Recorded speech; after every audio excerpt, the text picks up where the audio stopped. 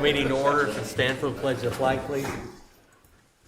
I pledge allegiance to the flag of the United States of America and to the republic for which it stands, one nation, under God, indivisible, with liberty and justice for all. Remain standing. John Schlotz, and open us with prayer.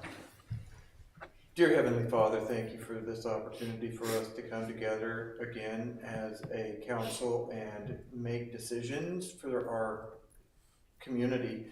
I pray that you will guide us in what we are to do this evening. Dear Lord, I also pray for our country, our nation, our state. Help us to come together and become the great nation that we once were. This and all things I pray in your holy name. Amen. Amen. Thank you. You may be seated.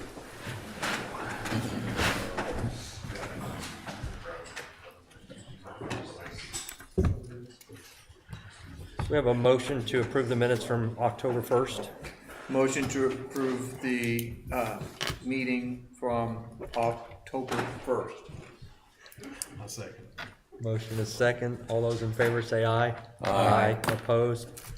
5 affirmative. Have a motion to approve the fund report and docket. I'll make the motion. Thank Second. you. Motion is second. All those in favor say aye. Aye. Opposed? 5 affirmative. Okay, we're gonna flip things around just a little bit tonight. We do have a couple of guests with us tonight.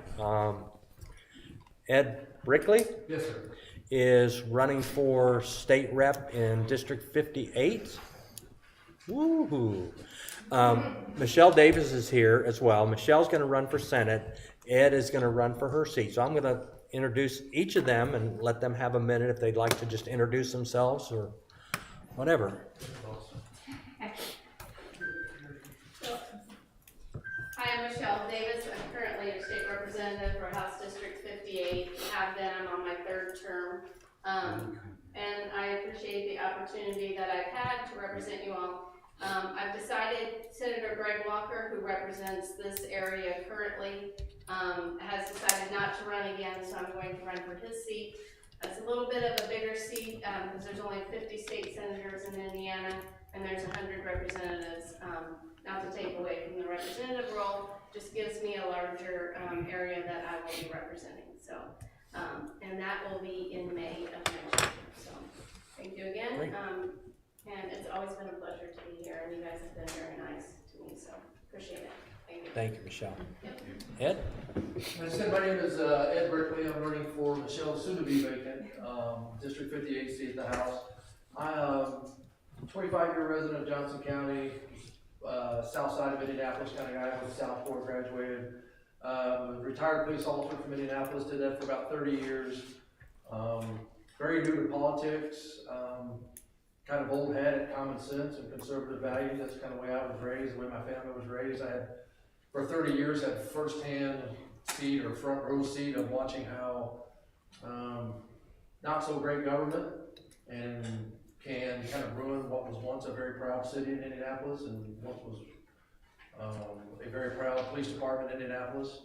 So I'm just trying to kind of fill some big shoes here with Michelle because I know that she's had a big impact down here, and I'm trying to kind of follow her footsteps as far as just getting to know the people, understand the lay of the land, and trying to make things not anything a transaction amongst myself and councils and people, but more of a partnership. I want to be able to understand what the needs are and how I can be somebody that can advocate for you in this town.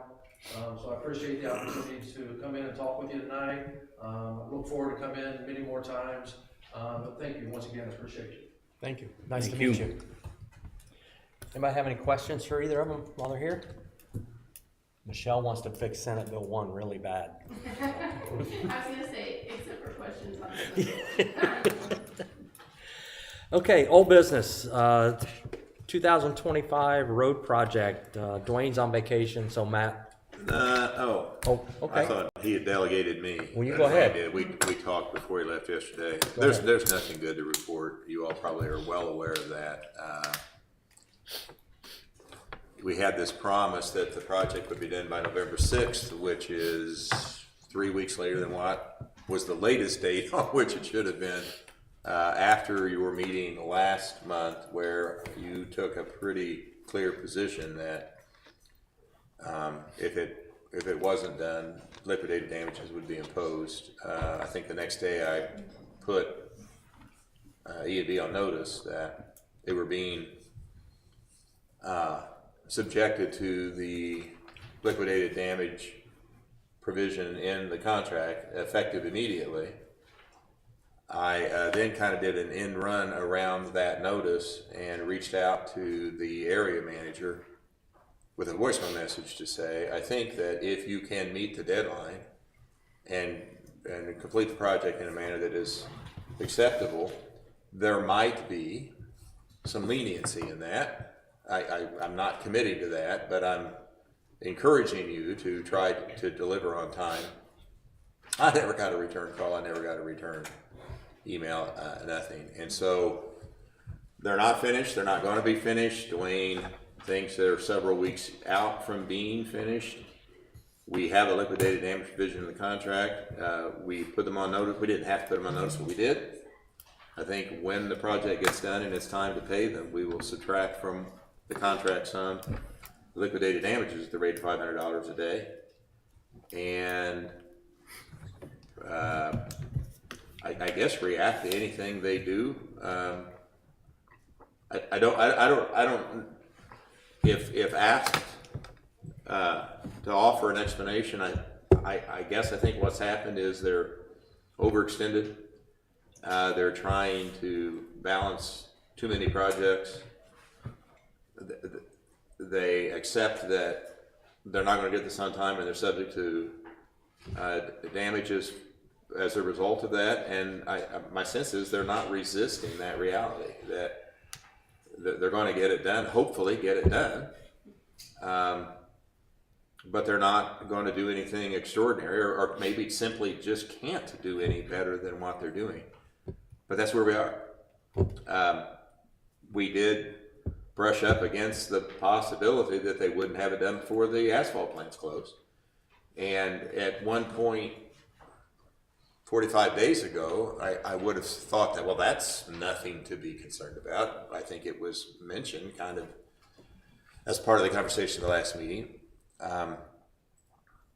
But it starts to seem more like a real concern as each day clicks by and we get closer to December 1st or mid-December. And I think when we think over the last probably decade, asphalt plants that used to always be closed prior to Thanksgiving have remained open into December, mid-December or something. And I would expect that to be the case this year, unless we have really bad weather come upon us sooner than what it has in the last several years, and they decide not to stay open. So I'm not trying to dream up additional things to worry about, but here we are on November 5th. There's a lot yet to be done. They're still doing concrete work, and as they wrap things up, it'll be all about asphalt. And I don't know that they'll have it done before that becomes an issue. But that's the report. Dwayne has had a number of lively conversations with the project manager, and I think each time they kind of just sort of they all of it sort of collapse and sorry, we kind of roll over and play dead. But it's no better than that, and we'll hold on to that amount of money we're entitled to as a result of them not delivering on time.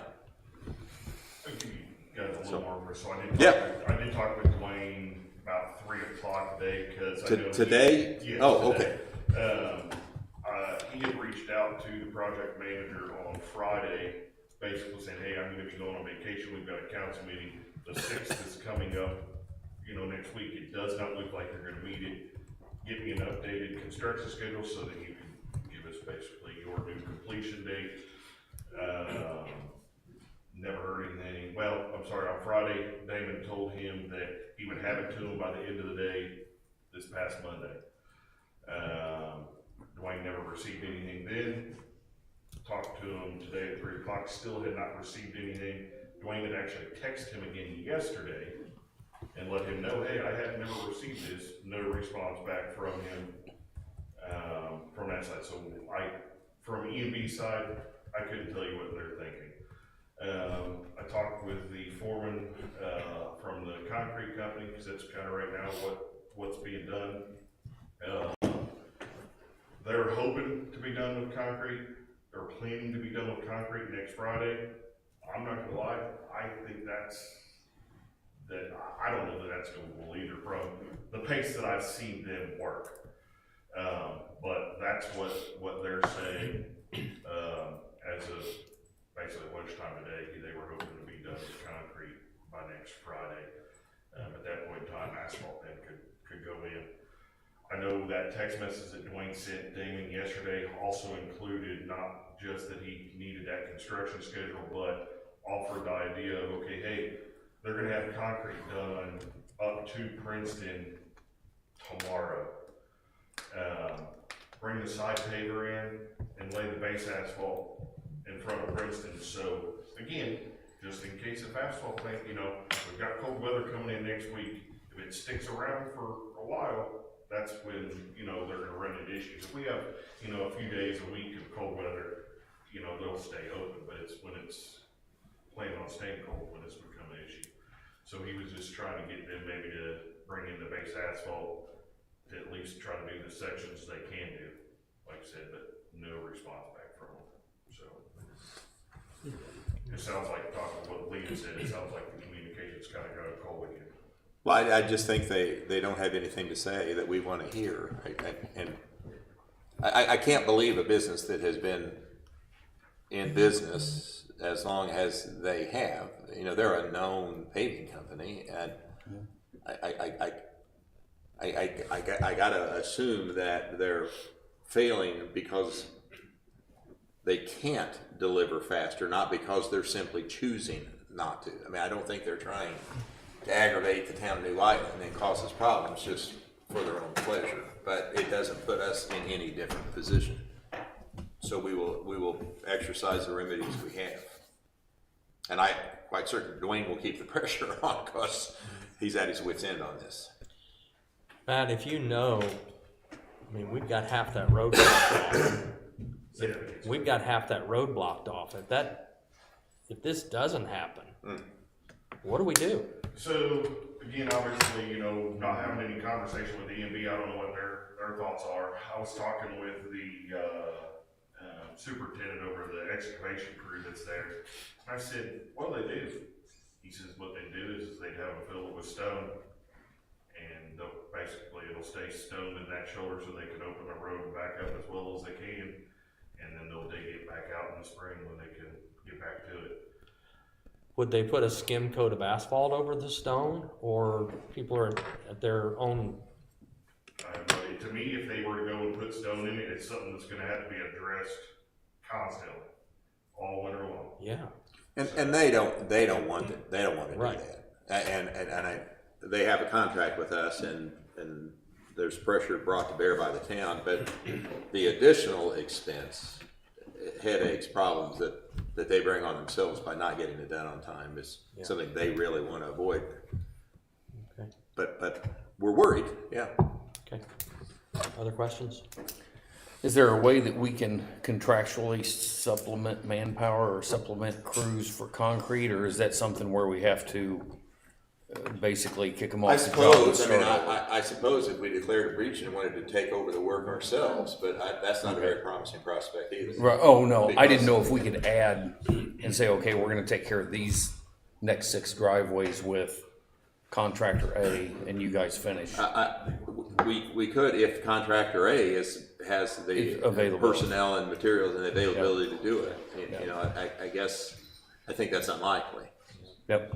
I think that's the problem we've run into is everybody else not having. Yes. I know that's one of the things that Dwayne talked about is the subcontractors are doing all that they're able to do. But there's not enough of them and so I think, although that sounds good, unless we set our guys out. And the subcontractors have been really honest as far as the timeline. I mean, the subcontractors are fairly been honest with Dwayne and I as far as when they think their deadlines are and what they think they can do. And they've been fairly on it. It's just, they tell EMB and EMB gives us another answer that it's gonna be this way. So, but the subcontractors have been great, so. And the work products okay with you guys, right? Yeah, we've got a few punch list items, but nothing that's gonna be, to me, that's gonna be out of the norm as of right now, so. Okay, other questions? Okay, thank you. Angela, any other old business? No. Lee? Chad? Ron? No.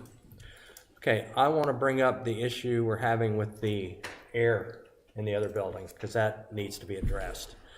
I know yesterday, I think there was a new thermostat put in last week, and it was moved because Angela had stated that with it being by the back door, every time that door opens, a rush of cold air comes in, and of course that changes your thermostat. So they moved it back in kind of where the copiers and all that is yesterday. So I don't know if that changed anything. I know that the guys tinted these windows between yesterday and today. Is that correct, Matt? All the windows in the town hall side of things have been tinted as of today. On both sides, On north both and sides. south? Yeah, the whole thing.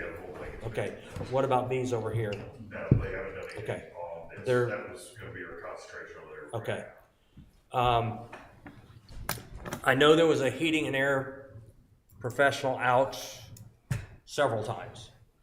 One of the things that Dwayne had thought was that when this building was originally built, it had zones. And correct me if I'm wrong, okay, if I say something wrong. Evidently, there were not zones. And so to go back to what we thought would have been tens of thousands of dollars. So cost prohibitive.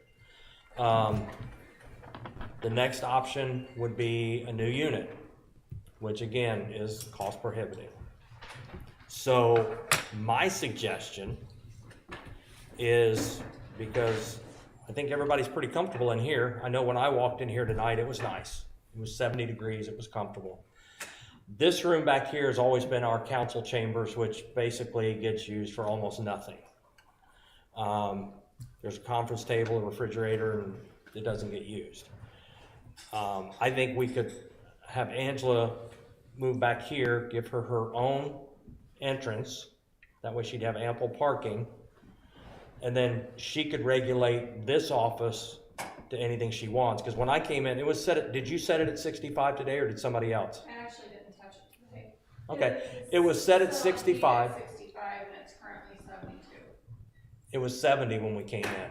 So, but other than spending a whole ton of money, I don't know that we have any other options. I know you had mentioned Bob's office at one point was 70, 71 degrees. Well, I would just like to say the reason I was mentioning the temperature at Bob's office is because that's reflective of what Cindy's office is and what the front office is.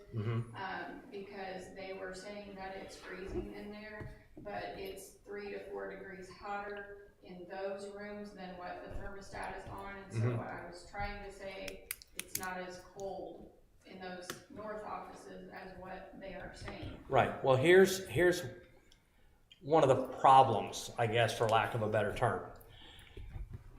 These 4 windows right here and that wall right there, the sun is baking that all day long. And as long as the sun's up, it's going to be hotter. I mean, we can put up blinds, we can put up anything, and it's just going to be warmer. I mean, we can't change Mother Nature. That's just the nature of it. The only other option I could see is over in Bob's, what was Bob's office, because I had a thought about that as well, because we want to make sure you have enough room because you've got stuff. You've got books and stuff. So the office where we keep it open for auditors, okay? Open a door through there, make that a walkthrough. That can be your storage area. When the auditors come, we'll find a spot for them. Yeah. That is not a big deal. So that gives us a couple of, they could come over here. They can set up in here. Yeah. Yeah, they can go in the current office that she. Yeah. Because that office. So that gives us a couple options that I hope would accommodate getting the temperature back to where it's tolerable. But, I mean, I know you don't seem to think that anybody's doing anything, but there has been so much stuff done behind the scenes. They've had a guy up in the attic trying to see if there's collapsed ductwork. There's not. It doesn't make sense other than the fact that it's a south-facing wall that gets sun all day long. I will say that, I mean, whatever has been done has not been communicated with me, so if I'm not thinking things are being done, it's because they were not communicated with me. Okay, and you know what? They don't communicate stuff to me all the time either. Okay, they have a job to do to keep the building up. I don't expect them to go around. It's just like, you know, people want to say, well, we had an issue with our police department. What did you do to that police officer? It doesn't happen that way. So they're not necessarily going to stop everything they're doing and communicate to everybody, here's what's going on. As long as they're working on it, trying to get it fixed, that's what I care about. And obviously, it's not going to get fixed other than spending a whole ton of money. So our option is either this room here or Bob's office, and we make it bigger. So that's kind of a council decision, what you think would be. I think in here, only because it gives you a private entrance, you've got this entire area. That's a lot bigger room back there. You wouldn't have to do anything except move your stuff, have your stuff moved over. You don't have to move it. But have your stuff moved over here, and then if you have people come in, you got a quiet, out of the way office. We'll move our stuff out of there somewhere else to where we're not going into your space. And then that gives you room for all your file cabinets and everything else that you have to have there. So, what do you guys think? Because we can have guys, Matt, have you got people that could start moving stuff tomorrow if necessary?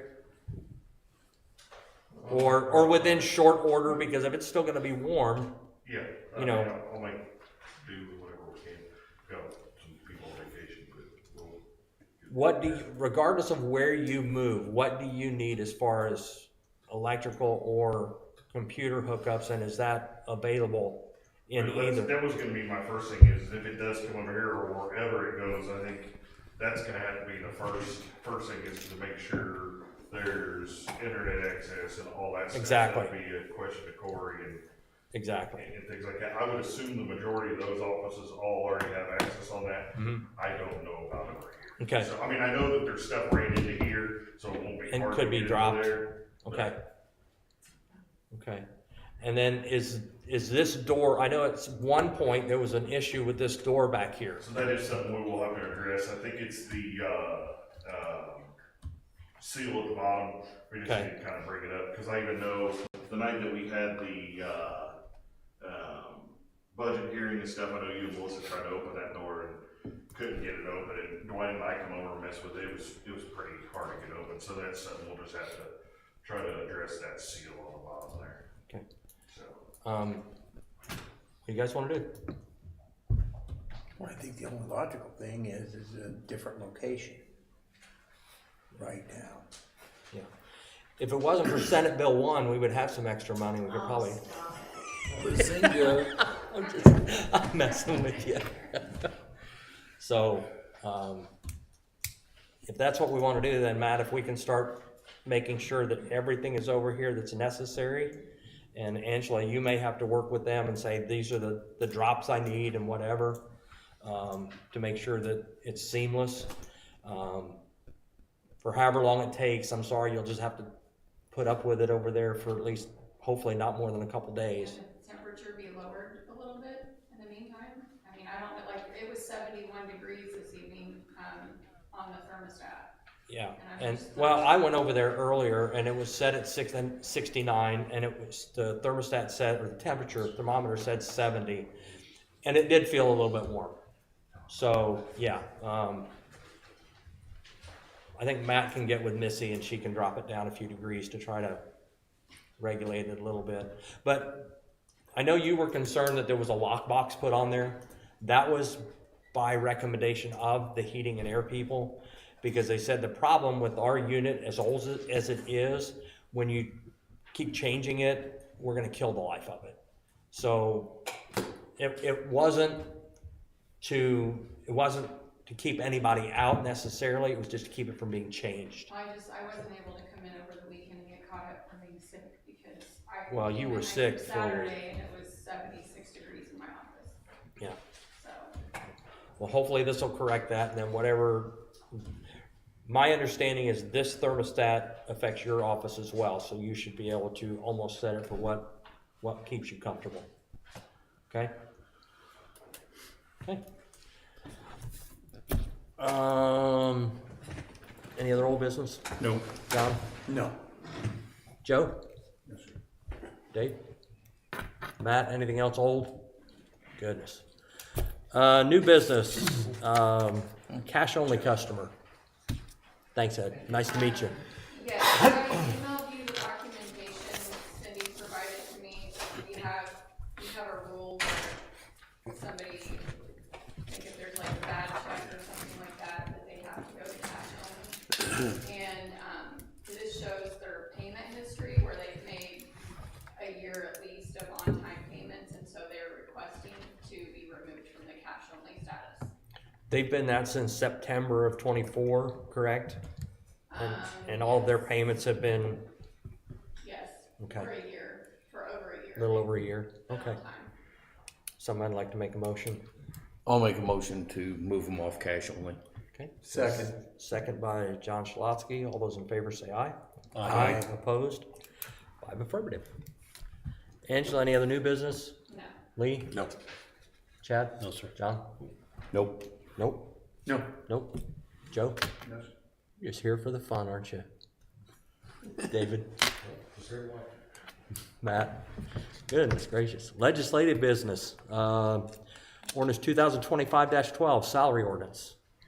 That's just housekeeping, basically, isn't it? Housekeeping, and it's based off of the budget that we just approved October 1st, the salary amounts there. We just, as a matter of course, we have to have this document on file. So it's just taking all those salary amounts and putting it in that format that the SBOA wants. Okay. And this is just the first reading. We'll approve it at the next meeting. Okay. We have a motion to approve the 26 salary ordinance. So moved. Who was that? Who- Shalatsky and Chad second. All those in favor say aye.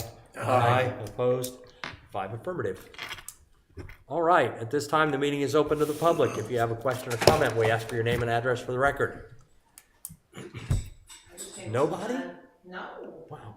Bring sandwiches next time. Everyone's crazy. Being no other business, we are adjourned. Did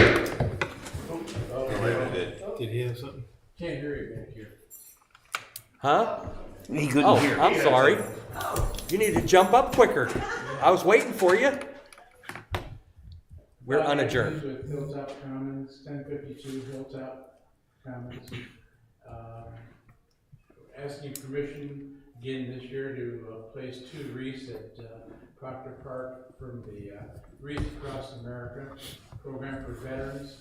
I'm not too sure if everybody knows, but they are in 50,000 locations this year, placing wreaths on veterans. And they've done it through the local, most of the funeral homes. I work out in Morgantown, and we do the South Hill Cemetery here. But we have a lot of our people that are buried there, and we place wreaths on that. So you can sponsor a wreath, $17. You go online.